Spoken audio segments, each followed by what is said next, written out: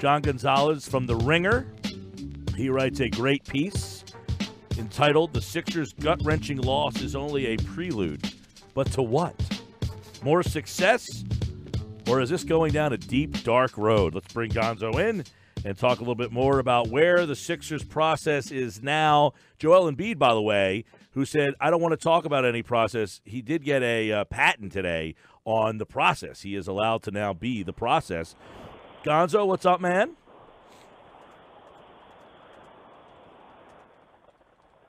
Yo, John. Yo, Johnny. Yo, guys. Can you hear me? I can now, yes. There I don't you know go. what happened there. There he is. There you go. So, obviously, this has been a very interesting time. The Sixers eliminated, which starts, a lot of questions. And so we'll start off, I guess, with what's next. They got 4 players on this team. There's a lot of variables here. One of the biggest variables was Brett Brown, but I guess that one's been resolved. But beyond that, they could go in any number of directions. I guess if you're just going to do it from a super surface evaluation, the 2 biggest ones that come up first will be Butler and Harris, and whether or not you want to max them out and bring both back, and whether or not they want to come back. No question. Whether those 2 guys want to come back is probably the biggest thing, Brett Brown being here. Do you think that Brett's presence was a key to the organization on those 2 guys' decision? I don't know. I don't know what the key was to the organization's decision, and I don't think that they know what the key was to the organization's decision in terms of Brett Brown, because they haven't exactly been forthright. I only heard parts of the press conference from today, but Josh Harris saying that, we were always going to bring Brett back, and Elton saying, we're so proud of Brett. That sure doesn't track with the way that they handled it. I mean, when you hold a press conference right before the playoffs begin and you say, hey, Brett's our coach right now, that doesn't sound like you have full confidence in him. And there was so much smoke, not just during the regular season, but during these playoffs where there were multiple reports about Brett sort of coaching for his job against the Raptors. And they could have put all that to bed and decided not to. So I think that, the idea that, Brett was our guy, yeah, he's your guy now, but I'm not sure that he was, before that ball bounced 4 times on the rim. Let me ask you this, John, because in your article, really well written, and great talking to you again, Gonz. I hope you're doing well. Yeah, man, you too. And I ask you this especially because I know that you have, you covered the Sixers while you were here. You have good ties. The problem with what I see the Sixers going through is that they have, as you laid out, a lot of different issues to confront, whether it's those contracts you mentioned for the stars, whether it's getting the bench together, which was clearly hurting them, and then the guys they do have improving them, like Joel and Ben. I would have felt more comfortable, and I like everything Elton Brand has done, but I would have felt more comfortable, I think, with a real veteran GM here, and even maybe a veteran ownership group that's proven to put heads together. And if they had Daryl Morey and Tillman Fertitta, I almost think that they'd be in really good hands despite all these questions. But now I have bigger questions because of who's up top. Is that fair? Yeah, absolutely fair. I mean, look, this is a high degree of difficulty. My mind boggles when I think about all the different variables here, not just in terms of actual basketball and how these guys fit and what you do with Ben Simmons and can he be a point guard. If Jimmy Butler comes back, what's his role? He was better in the pick and roll. He was better with the ball in his hands, but that necessarily marginalizes Ben Simmons. You could go on and on and on about just the basketball stuff. But then there's the money ramifications. And do you want to max out Jimmy Butler, who would be 34 years old in the final year of a 5-year deal? Tobias Harris, is he worth a max? And if he isn't, is he going to stay around? And if he doesn't stay around, oh, my God, that trade that they made for him goes down as one of the worst all-time trades ever. I think, what we're going to see this offseason will go a long way to telling us and informing us if this front office is any good. And, by the way, Elton is there primarily with a bunch of people who were loyal lieutenants of the Colangelo era. Mm. So this whole thing is just there's so many ripple effects and variables here. It's hard to even keep it all straight. So when you bring up Tobias Harris and the trade that was made to bring him in, do you look at Tobias and how he was used this season as Brett Brown did a great job in my mind. He proved a lot to me. Great, maybe a little bit exaggerated, but he did a lot of good things. But did he fall short in any area with Tobias Harris? Was there not enough plays called for him? Do you think that he wasn't incorporated enough into the offense? Like, if he comes back next year, are we going to see a different Tobias, more consistent Tobias Harris? Or with this personnel, if it does stay intact, is this the Tobias Harris that the Sixers are going to get? Yeah, that's a good question. I think it's fair to ask that of Brett, and I think that he's addressed it. He's talked about it where he said, sometimes he feels like, I forget exactly who he gave this quote to. It might have been ESPN and Zach Lowe, but the quote was essentially sometimes he feels a little bit like a waiter or a chef where he's like, all right, all of a sudden I have to, I got to serve something up to Joe and I got to serve some up to Jimmy. And what am I doing? How am I feeding Ben? And, oh, yeah, we also have Tobias Harris. I think so. Part of that, yes, very, very much is on Brett. How do you properly deploy these guys? Part of it also though, is on Tobias Harris. We've seen in his career where he tends to be, with the exception of, this truncated period that he had with the Clippers in LA, he tends to be more comfortable as a deferential complementary piece. And I don't know, is somebody like that who is going to be, if you bring everybody back, your fourth best guy, is that worth a max contract? Or are you going to have four max dudes? I don't know. Part of that is on Tobias Harris. I mean, he didn't have a particularly good series. There were moments where he vanished. I thought in game, 4, where they had a chance to go up 3-1. He didn't play particularly well. I think he went 7 of 23 in that game. Mm-hmm. I mean, you want to be a max guy. That's your moment. So, in reading your article, John, it really seems to be. I said article like this is 1995. In reading your story on the Ringer, John, it seems to me one of the, and I agree with you. I think is that one of the biggest issues here is not just the development of Ben, but where he is mentally with his role and what they may have in store for him. He clearly was doing something in the playoffs here that he didn't love, but did it for the team. Playing that baseline dunker role. So I guess look, the fate's in his hands. If he even proves as a point guard, I think that they can use him like one.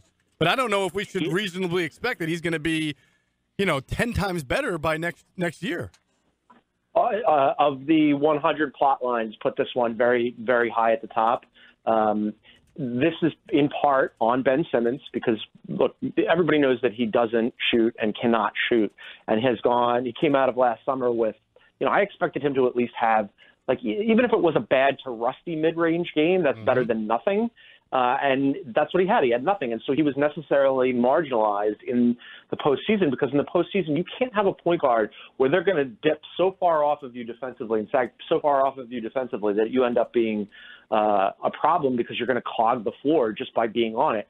So Brett, and I think this is to his great credit, looked at it and said, look, it's the playoffs. I mean, I would love for you to be the point guard that you've been in the regular season, but we've got to have Jimmy do it, and we've got to have Jimmy in the pick and roll, and we're going to put you in that baseline dunker spot, and we're going to use you. And I thought this was the biggest and most damning indictment of Simmons when Brett said that he was going to be used as a floor spacer to get open shots for the perimeter, which basically is a really nice way of calling him a decoy. So that's on Ben. And this was definitely a quote that he gave to Zach Lowe where Zach said, hey, what do you think about being in that role? And he said, I'm too valuable for that role. That's not my role. Well, it isn't the playoffs unless you can start doing something more than you did. He did not have a good game 7. I think he took 8 shots, something like that. 5. 5 shots, even worse. Yeah. Man, if you're going to be the 1A guy and you only get up 5 shots in a game 7, that's a damning indictment. John, you just mentioned the long list of plots that go into this offseason. And Elton Brand, he got the job of general manager, and he was not shy with making moves, as we all are well aware of the moves that he made. Going into this offseason, if you had to predict an aggressive offseason move that he and the rest of the group can make or potentially will make, what do you think that move will be? Is it, we're already hearing trading Ben Simmons. We're already hearing, all of those aggressive, quote unquote, hot takes, but are any of them valid? Do you see anything that's legitimate that Elton Brand may pull the trigger on this summer? There have been a couple of reports. You hear little whispers about that Ben Simmons stuff. I would be surprised if they cut bait on him already. He's only 22. For all of for all the criticisms that I and a lot of people have about his game, he is, shot aside, and that is a big thing to put aside, a really valuable player. He can do a lot of things on the floor to influence a game. That tends to be more valuable, though, the way he plays the game in the regular season than it does, obviously, in the playoffs. So I think I'd be surprised if they cut bait from him. The move for me, to me, and maybe it's just too simplistic for a lot of people to wrap their heads around, is to run it back. I mean, I would probably just max these guys and bring them back and hope for the best, because for all of their faults, they were 4 bounces away from the Eastern Conference Finals, and this is the one of the few things that I agree with Josh Harris on. It is very difficult to get these kinds of players, and they have 4 of them. And to just let 1 or 2 walk, or to trade away a 22-year-old, that would be really tough for me. I would just probably bet on bringing them back and seeing how it goes, and then if it doesn't work, you can offload 1 or multiple of their contracts. Okay, so the answer is run it back. What's the number one thing that needs to be addressed, or individually or collectively? Is it Ben's jump shot? Is it his aggressiveness? Is it Embiid's conditioning? Is it a solid backup to Embiid? Is it the bench?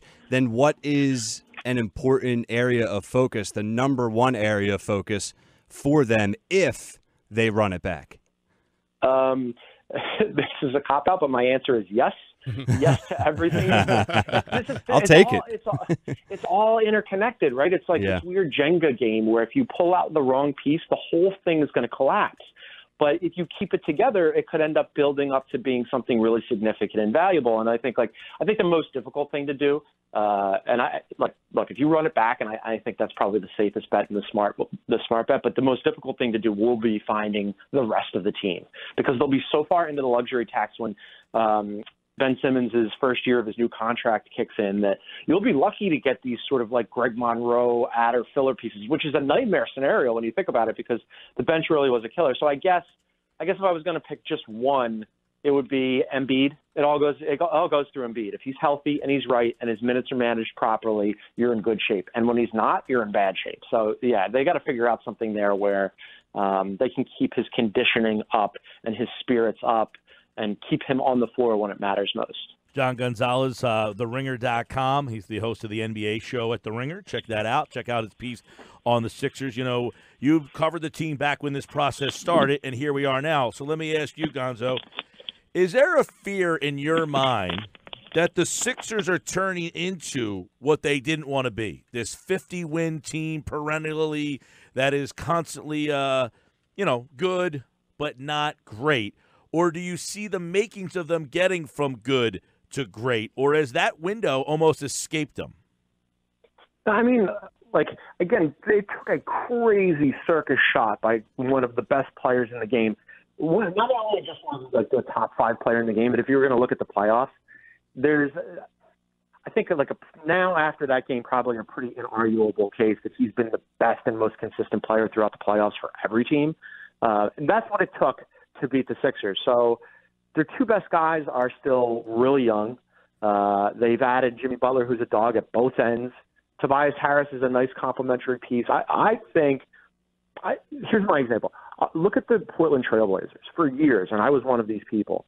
I was among the people that were saying, blow it up. This isn't going to work. You can't have these 2 guards. They're not going to ever get out of the second round. It's not worth it. And the Blazers, to their great credit, were saying, no, you know what? I think that there's something to consistency. We're not going to get rid of Terry Stotts. We're not going to fire Neil O'Shea. We're not going to offload Dame Lillard or C.J. McCollum. And we're going to, Nurk got hurt, which is unfortunate, but we're going to try our best and keep this group together and value continuity. And it paid off for them. They're in the conference finals for the first time since 99, 2000. And I think, run it back, keep at it, keep plugging. You never know how the landscape is going to shift, what other teams are going to do. Boston's going through the same thing. All of a sudden, Boston, that was supposed to be a dominant team in the Eastern Conference for the next decade, they might be falling apart. So you never know what it would look like next year if you bring all 5 guys back.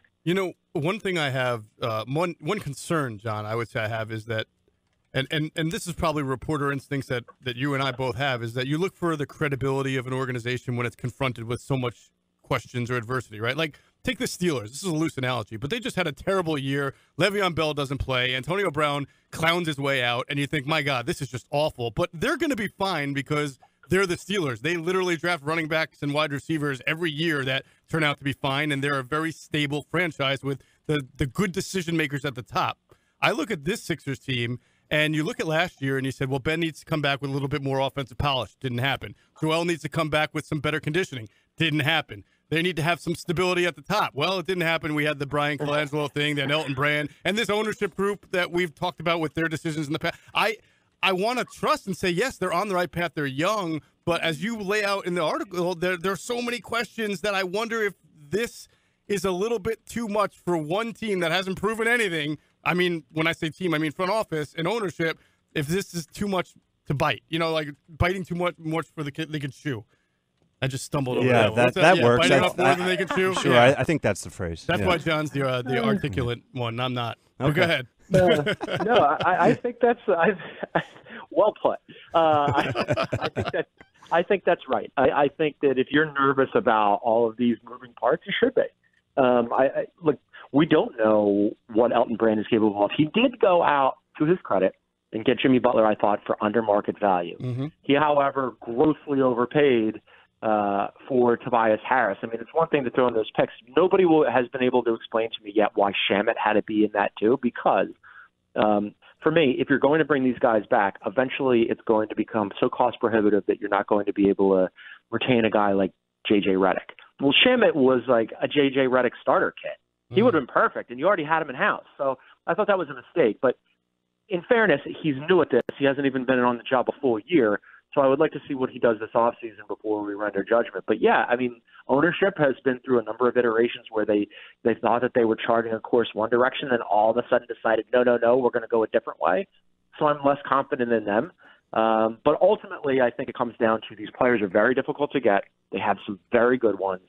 And I like and believe in Brett Brown, and I think it was smart for them to keep him, whatever their reasons were. So that core is there. Now they have to figure out, all of the other things that are sort of swirling around it. Let me ask you this then about Embiid. That they mentioned today that, yes, he eats salmon and he eats well. It's, that he's not sitting here consistently slamming burgers down. But even if he's at his best and he can be counted on to be at his best, is he the type of player in today's NBA that you feel you can win with for 10 years? Like, does he have a life expectancy to keep them in the championship picture long term at his best? If he's healthy, yeah. I mean, if he's, I think, obviously his conditioning needs to be better.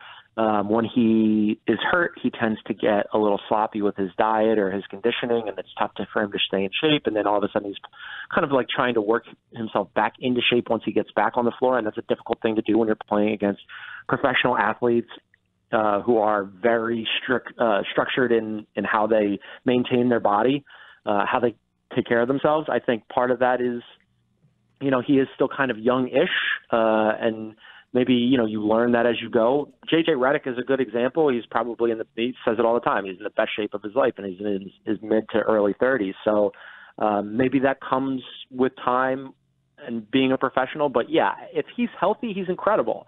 And I think pretty much anybody in the NBA would want him. But that caveat of is he healthy is such a big one that factors into all the variables that we were talking about. If they don't get Tobias Harris back, you mentioned that it might be one of the worst trades. However, the whole situation with where they stand in terms of what they gave up to get him, isn't this like the where they started, like to have all these assets and to have things always available to them? It seems that they really not only left their plan, but really derailed themselves to, we're just going to go completely the opposite direction and overpay and do whatever it takes to get some sort of credibility and or some sort of, recognition around the league, where it almost seems like they tried to gain that in this year, but didn't look at the end of the road and said, if this doesn't work, we're out, we're tapped out. Like, it just seems that this went so against where the management or the ownership group started back in 2013, right? Yeah, they definitely reversed course. It was one of their many changes in thought process. I think like in individual vacuums, if we're talking about Harris and Butler individually, then like those were risky gambits, but I get why they did it. But when you put them together, gambling on not just one but two guys who are going to be unrestricted free agents this offseason is incredibly risky, because if they do walk, then all of a sudden you gave up all of those pieces for absolutely nothing, especially that unprotected Miami pick, which I think is going to be a gem. The other thing with Harris is, and I like oscillate back and forth on, I think they should bring everybody back, but at what cost?